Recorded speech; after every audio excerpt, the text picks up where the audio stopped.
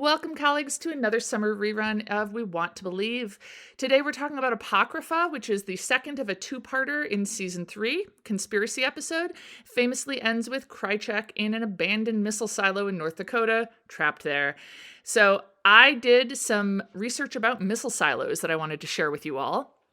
First of all, for a while in the US, they were being built at the rate of 1.8 missile silos per day between 1961 and 1966, which I cannot wrap my head around. That's so many missile silos. So as you can imagine, a lot of them have been decommissioned, and they've wanted to do things with them. Some of them have been turned into private homes. So I read this 2024 Business Insider article called "I Spent 10 Years and $800,000 Renovating an Arkansas Missile Silo." And I then did some more research about the man in the article. His name is G.T. Hill. He bought this decommissioned silo in 2010, and he turned it into an Airbnb called Titan Ranch.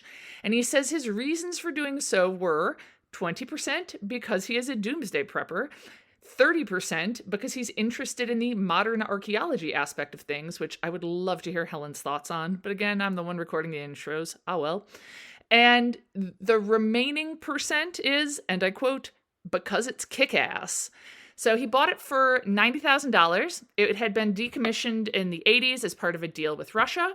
And of course, it had to be decommissioned in a safe, specific way. They couldn't just kind of leave it empty. So they had to have the top of it blown up, and then it was filled in and kind of buried underground. So it was a lot of work for G.T. Hill to excavate it. I guess he had to dig out like 25 feet of concrete, and then the whole thing was filled with water. And he said he saw, like, as they opened it, there was like a big rush of water. There was also asbestos and methane gas.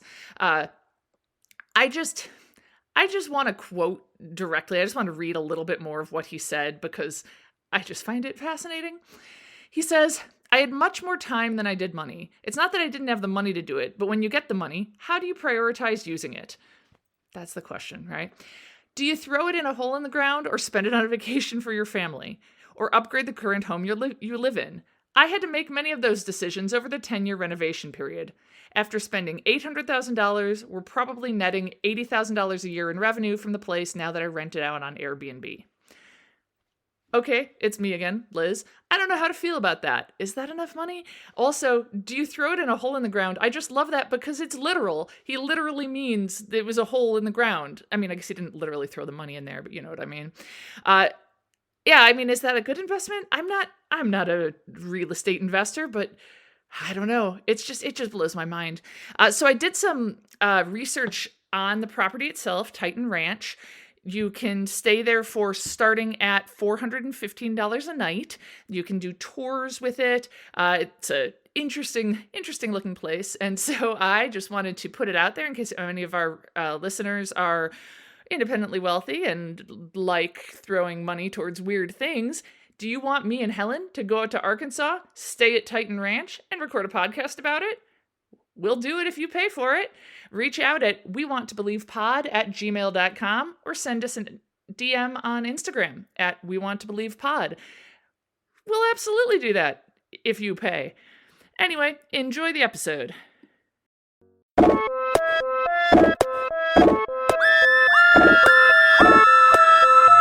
I'm Helen. And I'm Liz. And we're sisters, scientists, and lifelong X-Files fans. And this is We Want to Believe. Hi, everyone. Welcome back. Welcome back to our second part of our two-parter. Yeah. Yep. Any business before we get started? It's things to say. I was like, oh, I'll talk about this on the podcast. I don't know why it feels appropriate. One is just something I wanted to say to you, and then I thought, oh, I'll just save it and we can record it. I was listening to that song by Amanda Lepore and Caswell, which I've not listened to in ages. My Hair Looks Fierce. Yeah. Uh-huh. Yeah, and do you remember what you said to me regarding that song? Oh. About me? No. I'm worried. It was sort of like a good burn, but also very true. Because the line is, I don't know much about clothes, but my hair looks fierce. And you said, Oh, you're like the opposite of that, Liz. Oh no. That you don't know much about hair, but your clothes Yeah. are yours. Yeah, that like I have good clothes, but my hair I don't do anything with. So I mean, see, your hair has gotten fiercer, though, I would say. I I would think my clothes have maybe gotten less fierce and just because I'm wearing workout clothes all the time. So yeah.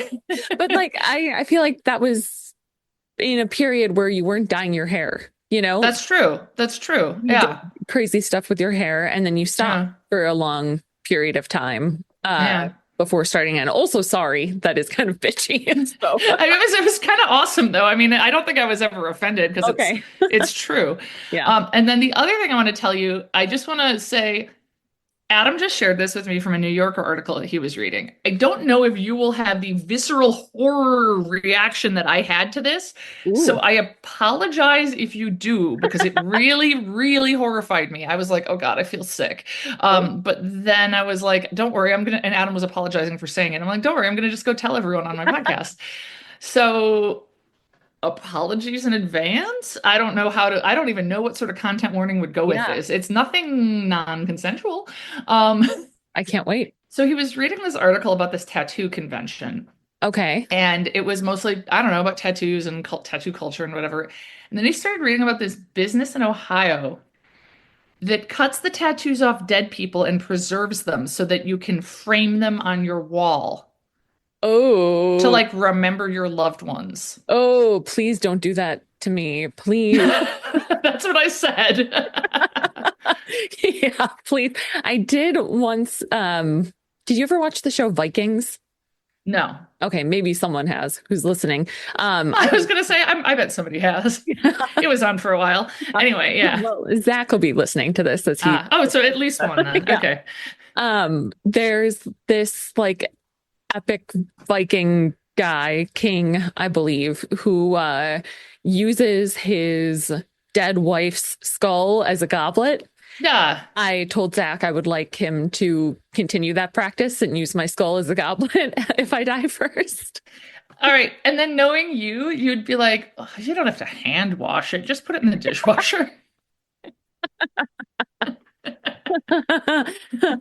William was like giving me shade the other day about washing our knives properly. Like our mom must have been I was gonna say, how does he even know how to wash a knife? But okay. probably from someone Yeah. else, Yeah. not me. I just put Yeah. them all in the dishwasher. Oh, even But like the good ones? Sorry. No. Okay. All yeah, right. I do. Yeah. That's All the right. yeah. Yeah. Yeah, that's what they're gonna do with your skull. You're gonna Yeah. write it into your wishes. Yeah. That's fine with me. That just seems practical. I mean, I'm like just imagining the kids eating bowls of cereal out of it and stuff. gross. Um, but yeah, that Tattoos, yeah. okay with. Then the tattoo thing. That gives real big Cesar Chavez vibes. Cesar No. Chavez? Oh no. No. No.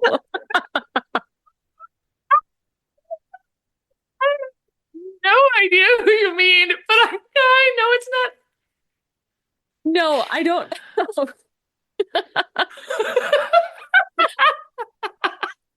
Juan Perón. Juan Perón. Oh, okay, okay, all right, all right. Whoops. No, not Cesar Chavez. Juan Perón.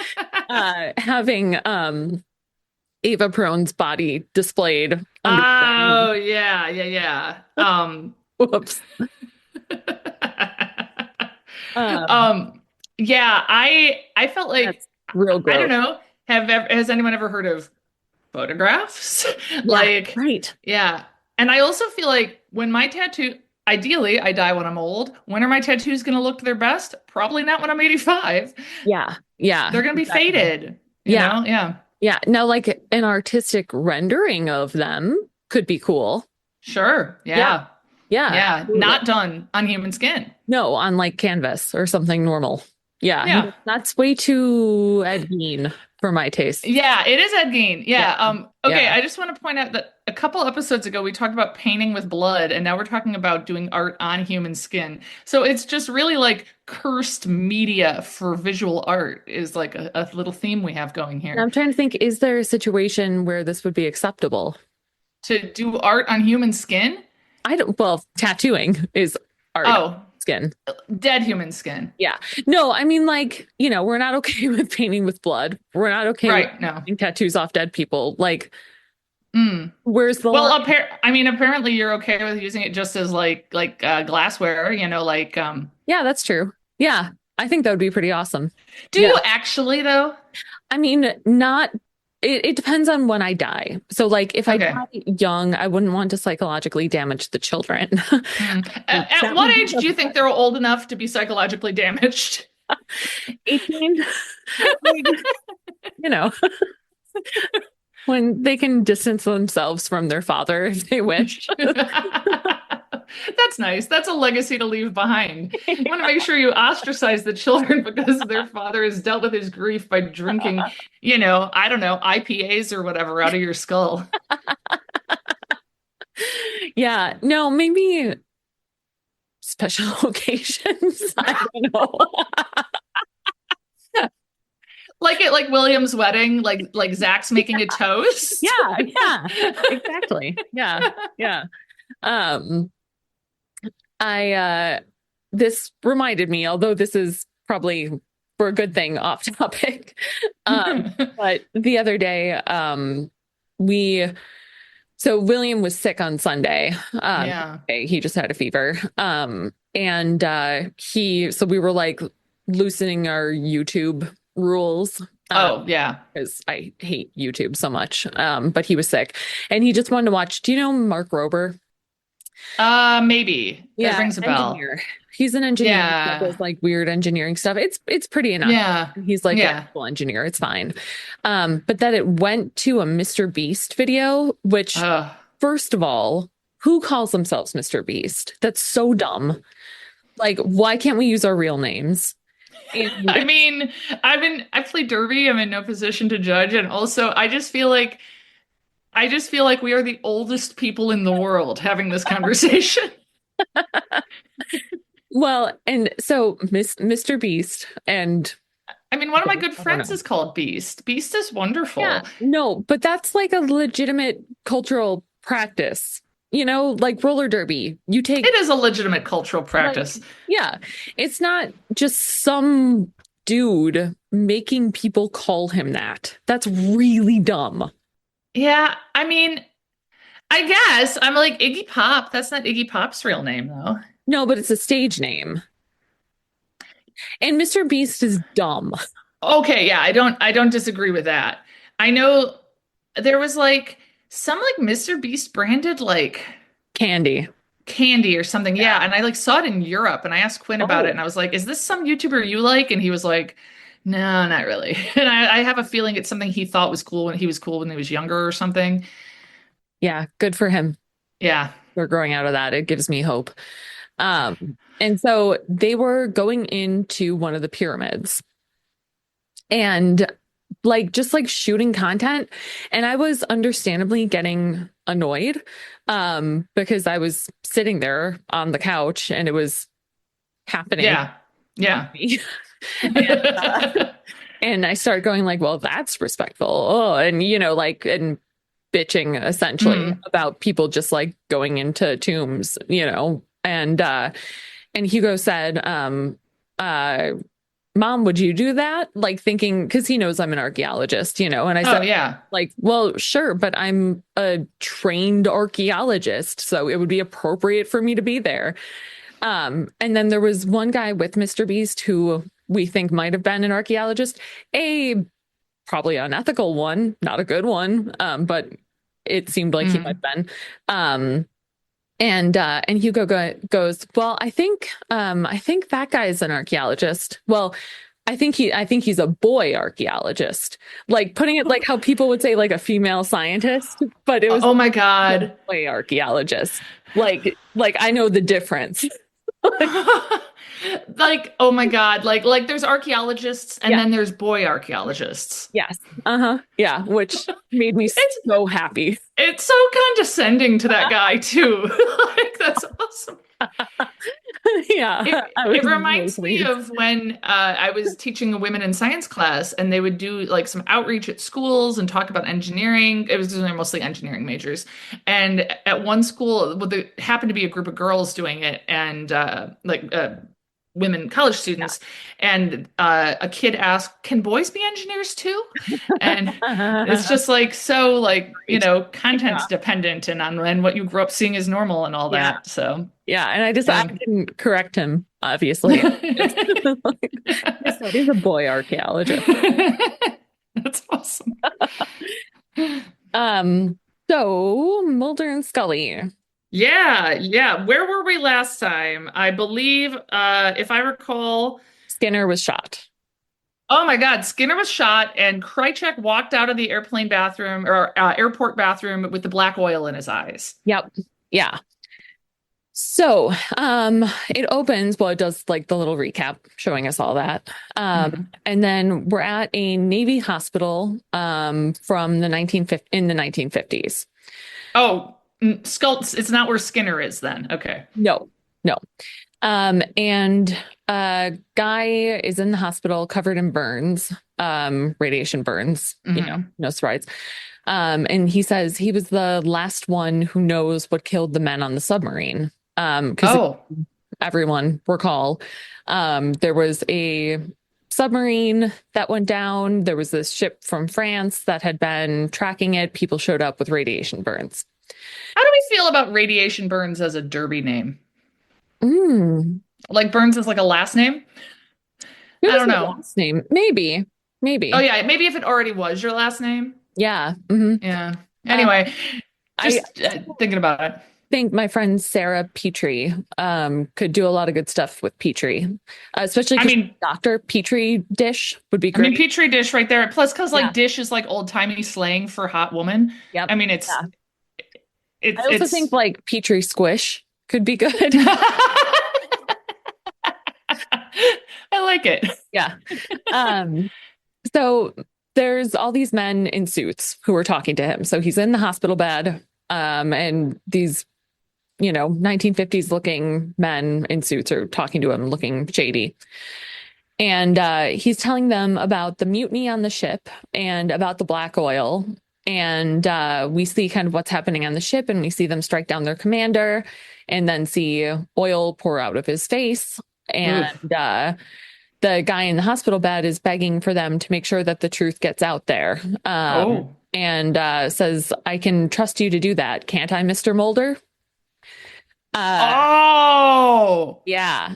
And then we see one of the guys lights a cigarette and says, you can trust us. And Oh. yeah, which was pretty good. So it's Mulder's dad and cigarette smoking man are two Yep. of those men. Yep. And presumably the other guys are like some of the other members of the syndicate. Presumably, yeah. And then the intro just had the truth is out there, which I feel like Yeah. a little disappointing, honestly. It's a little disappointing, but if they did it every time, we wouldn't appreciate it as much. Okay. Maybe. Yeah, maybe. So Scully is going into the hospital to see Skinner. So she heard that Skinner's been shot back in present day. And there's two other agents there, and they tell her that he's been in surgery. They think it was just a random shooting. And she sees him being wheeled back from surgery. And she kind of runs up to his bed, and the doctors say he came out of surgery okay. And he grabs Scully's hand to talk to her and kind of pulls her closer and says that he's seen him before, the man who shot him. Oh. Yeah. So then we see a plane touching down in DC, and it's Mulder and Krychek, and they rent a car, and Krychek gives Mulder the key to the storage place where the files are kept. Because remember, that was the whole thing. Krychek was going to take him to where the tape was being kept. How is Krychek acting? Is he acting like Krychek or like a black oil man? No, he's acting pretty normal. Okay. Yeah, and so he gives Mulder the key to that, and Krychek is driving, and a dark sedan starts following them with its lights off, of course. And the car eventually speeds up and starts like running into them and trying to force them off the road. And they run into like a bunch of barrels that were on the road and appear to be like filled with water or something. I don't know why these barrels are present, but they run into them. And it looks kind of like both of them are knocked out, Krychek and Mulder. Oh, okay. And then the car comes back and gets Krychek out of the car, and they're asking him for the digital tape. And they're about to get Mulder out of the car. Someone is coming around to his side, but they're suddenly, like, from where they've taken Krychek, we see flashing lights and screaming. Ooh. So if you recall again, that was part of the oils dealy was that. Oh yeah. It would do like you can glow people to death. Yes. Yeah. So then we see Agent Pendrell, the nice red-haired agent. Oh yeah. Yeah, and he calls Scully and says that they found some saliva on Skinner's shirt. And so they have information from the saliva, and he wants to go over it with Scully. They found saliva on his shirt. Yes. Am I to understand that somebody like licked the bullet before they shot it? Maybe he spit on Skinner? Oh, maybe he did and I forgot. That does ring a bell. Yeah, I think so. Yeah. Okay. Yeah. Okay. And so they have information from they chromosome stained gel electrophoresis. Oh, hey. So they have information. So Scully borrows a picture of the gel from Agent Pendrell. Have we talked about gels? Are we familiar with gel electrophoresis? I mean, I can picture it. Okay. There are purple lines and they go like do, do, do, do, do. They're usually black. Oh. In a picture of it, or white in the actual gel, but I'll accept the fact that there are lines. And they're like do do do do do. Yes. Yeah. Should I give a real basic? I think you should, because I think even if you have before, clearly if you have before, you were saying it to me and it didn't stick. I mean, something's there. I'm picturing a thing. Okay, so DNA is negatively charged. Yeah, I didn't know that. That's cool. Okay, tell me more. So if we put it in a gel-like matrix, and what do you mean by matrix in this context? Because I know matrices in a math way. Oh, I know those guys too. Yeah, but no, in this case, I mean like Jell-O. It's using agar, which is vegetable-based Jell-O. yeah, it's used in vegan Jell-O. Agar. Sometimes you say it twice. Yeah. So you make it forms like a matrix essentially. It's semi-permeable, so things can run through it. It's firm enough that things don't just like immediately start flowing through it. But what happens is if you put it in an electric field with DNA on the negative end and then a positive electrode on the other end and turn on the field, then the DNA will start moving through the tiny little spaces between it towards the positive end. Yeah. You know physics, Helen. I mean, only when I have to. I got to remember to talk to my students about this because they're mostly bio majors. So. Oh, yeah. Yeah. I mean, the one time, I don't know. There's other times. That physics. We're building up to talking about MRI machines. Anyway. Me and you? Or... No. Okay. Students, so that's what I'm focusing on this semester. Oh. Sorry. Got it. Okay. Sorry. I don't remember that in the episode. Yeah. No, it's just something I've prepared. So, I wasn't supposed to tell you at this stage. We're working up to it. Yeah. So as you might imagine, so you put someone's DNA sample in a little well in this gel. Mm-hmm. And you turn on the force field and it's going to move towards the positive end because it's negatively charged. Yeah. If you have smaller pieces of it, it's going to move faster. because it'll be easier for the little pieces to get through the gel than the bigger pieces. That makes sense. Okay. So then at the end of the run, you end up with your DNA spaced out by size. So you end up with bands at certain sizes. That's the do. Oh, yeah. Okay. So you get a series of bands depending on what the DNA was and how big it is. So if you have just DNA from a single gene, that's relatively small. It's going to be towards the bottom of the gel. If you have, a mixture of different DNA pieces, you're going to have pattern of bands going down. Okay. So, so they have a picture of this that Scully with her. What can we do with that information? Oh, all sorts of fun stuff. So we can use it for, now there's slightly more efficient ways, but it can be used for like paternity testing.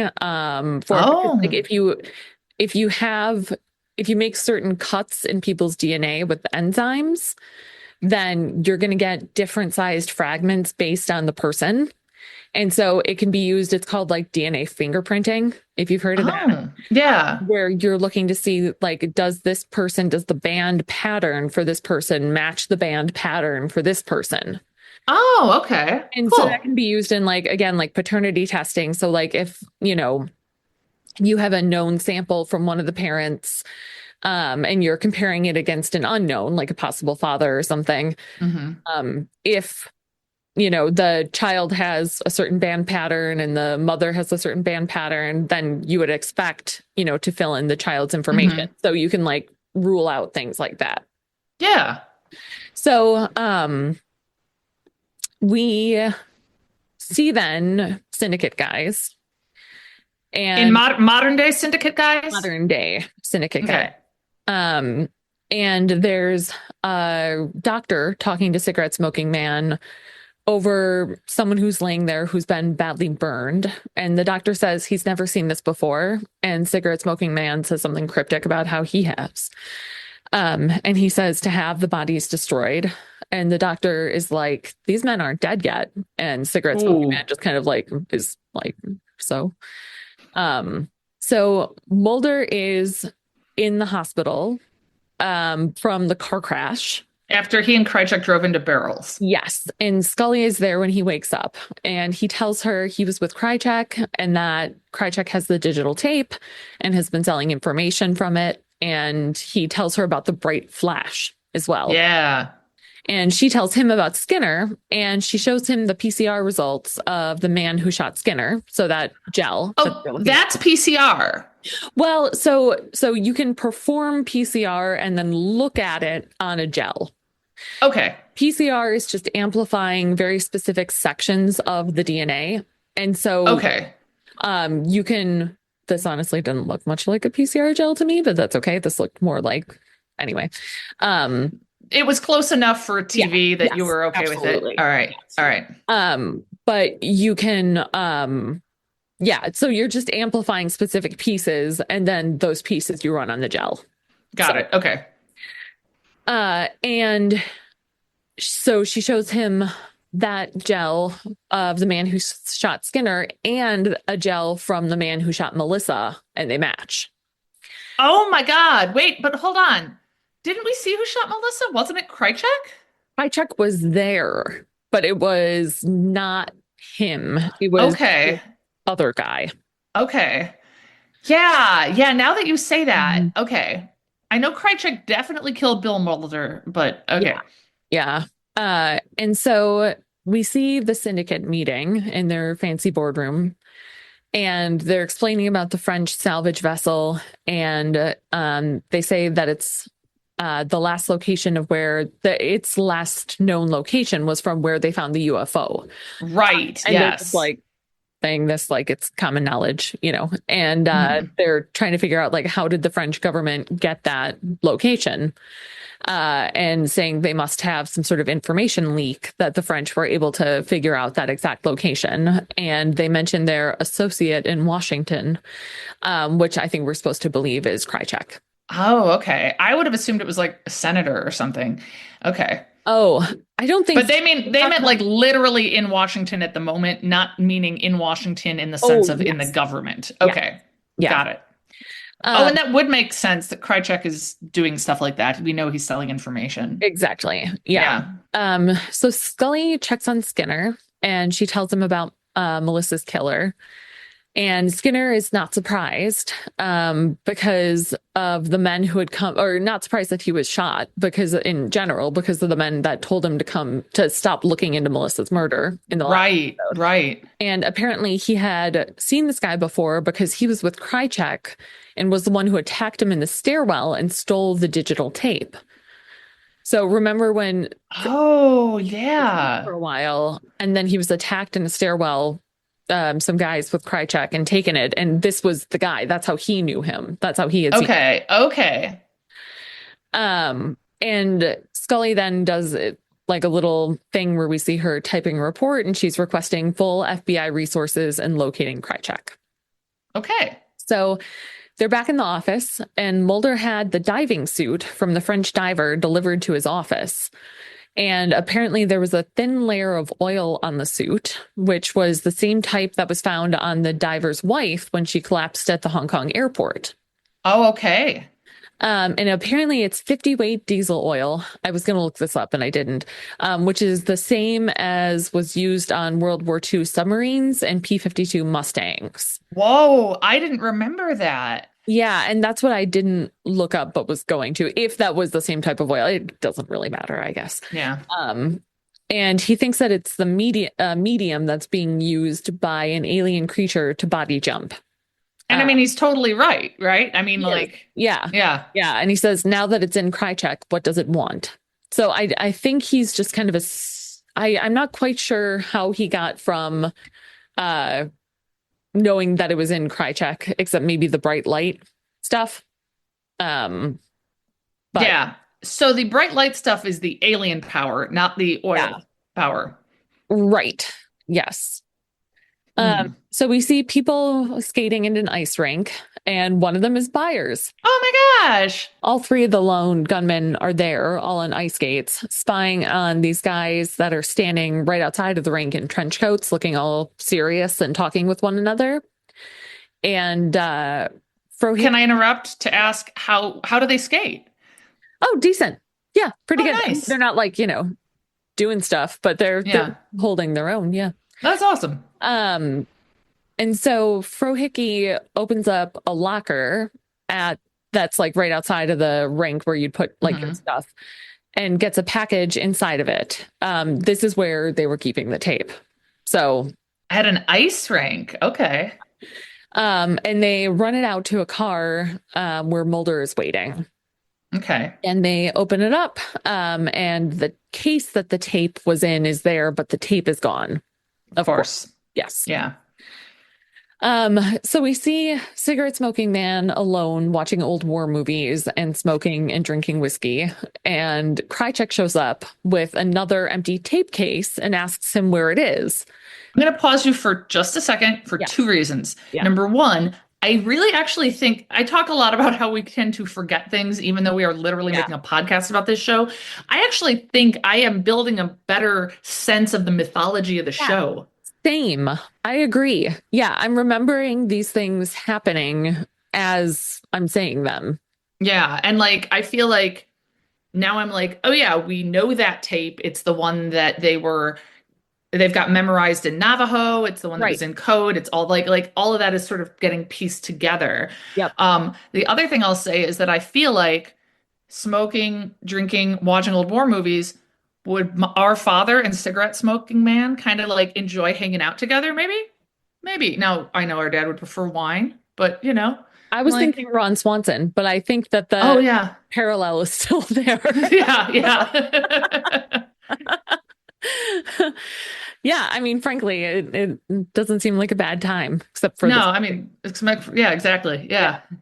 And no, I don't want to watch old war movies. No. What am I talking about? I tried to watch Shogun with our dad when I stayed the night with him recently at his house. And no, it was too violent. And he had to he hasn't watched TV with me in a long time, apparently. And he kept being like, it's pretend, right? Yeah, I was like, no, no, no, no. And then they're like torturing some dude, and I'm like shutting my eyes and covering my ears, and he's like, it's fine, you can't see it now. And I'm like, yeah, but his hearing isn't as good. And Oh, so he doesn't realize you can still hear the screams. Um, oh, oh but God. also, I think the main thing is he just forgot how not tough I am. Uh, So, yeah, I don't want to watch more movies. Yeah, I also, because we're going to Japan in May, and yeah, Shogun takes place in Japan in the yeah. 1600s, and like, yeah, some dude just gets beheaded, just oop, head right off. Whoa. And our dad was like, Problem well, they're going to Japan, you got to get used to it. So, is, could you watch Lord of the Rings then? There's lots I of haven't. things. I haven't watched it in a really long time. Is there Oh, the beheadings of anyone we care about? no. Then probably I could. Oh, okay. I Mostly mean, like Urukai and stuff. okay. I mean, like, I have a feeling I wouldn't be. I think if I'm at my like most resilient, then yes. Okay. Yeah. Yeah. Yeah.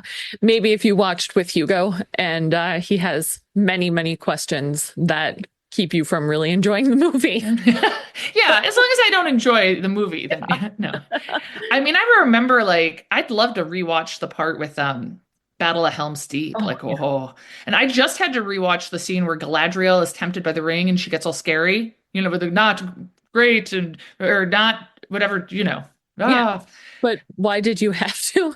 Oh, because I watched this show with Kate Blanchett. Huh. What the hell was it called? Disclaimer. Oh, Okay. It's huh. like a new thriller series, and I hated it. I hated it. Oh, wow. It Really? was so dumb. Yeah, and I Huh. watched it while I was getting sick, and I kind of blame it for me getting sick. Oh, Because it huh. was like we were binging it thinking, well, it's got to get better. We've invested so much time. And then it was like by the end of it, I'm like, I think I have a fever. Like, Oh, and God. I kind of blame the show, but it was so bad. It was really bad. I have so many Oh, complaints about this stupid show. And so I had to watch that to watch her be awesome. oh, sure. Yeah. Yeah. Makes sense. Yeah. Yeah. She is in that. Yeah. Very. Yeah. Yeah. Yeah. But yeah, cigarette smoking So, man so seems sorry. like Anyway, yeah. a night that our dad and Ron Swanson would both Yeah. Yeah, I enjoy think with they'll us. enjoy that. Yeah. Yeah. Um, and so Krychek's there and he's mad because he also has an empty tape case and no tape. Uh, Oh. and Melissa's killer is also there and like is there before Krychek, like hiding in the dark and pulls a gun on him. Mm. But cigarette smoking man tells him to put it down and says that he has what Krychek wants. So he confirms he has the tape. And then we see the oil move across Krychek's eyes. Oh. Yeah. So then cigarette smoking man is back at the syndicate and they're talking about how he moved the wreckage. And they ask why not just move them to Nevada with the others. Oh. Yeah. And they also want answers on why he had Skinner shot, which also seems fair. Yeah. And they're generally like concerned about secrecy. And they're concerned about Krychek giving out information. And concerned as well about the killer guy whose name we don't know quite yet. Hmm. Luis something, I think it ultimately Oh, is. yeah, yeah, yeah. Hmm. And tell cigarette smoking man to get him out of the country. Okay. Um, so Mulder's with the lone gunman, and they end up being able to get an impression from a pen on the package that the tape was in. So like there was a faint like thing, Okay. like someone who had written on it Okay. phone number. Uh, Mm. and then we see the phone number at the syndicate meeting ringing. Oh. Yeah. And well-dressed man picks up and is on the phone with Mulder. And Mulder says, "Oh, Krychek gave me this number." Yeah, and they decide they're going to meet. So Mulder and well-dressed man from the syndicate. Oh, wow. Yeah. And meanwhile, the FBI got the name of the shooter guy, Luis something, Hmm. and they can't find like literally anything about him. Like he has a bunch of aliases, but like there's basically no other information about where he came from, et cetera, et cetera. So Mulder meets well-dressed man at a park at night, naturally, and Yes. well-dressed man straight up tells him that it was a UFO in the ocean. And Wow. yeah. And they basically both figure out that they're both looking for Krychek.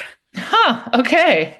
And so Mulder then calls Scully and tells her to double check on Skinner's safety. And so she runs to the hospital and gets there, and the guards are gone. And Skinner is also gone.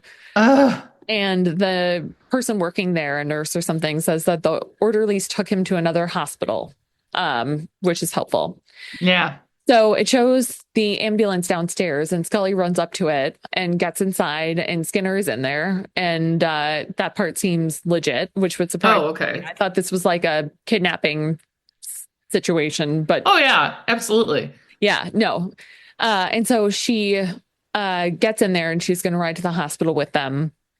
And she notices movement towards the back of the ambulance and opens the door, and it's Luis, it's the shooter, who then shoots at her and runs away. Runs after him and gets him at gunpoint and is shouting at him. And he says not to kill him because he can tell her where Krychek is. And so then the police show up and arrest him. Okay. Does he say where Krychek is? Yeah, actually, turns out. Oh. So, Scully calls Mulder to tell him what happened and says that the guy, the shooter, Luis, whatever, said that Krychek is at an abandoned missile site in North Dakota. And oh, wait, sorry. I remember this. I just remembered this. Yep. Yeah. I have a similar reaction. Yeah.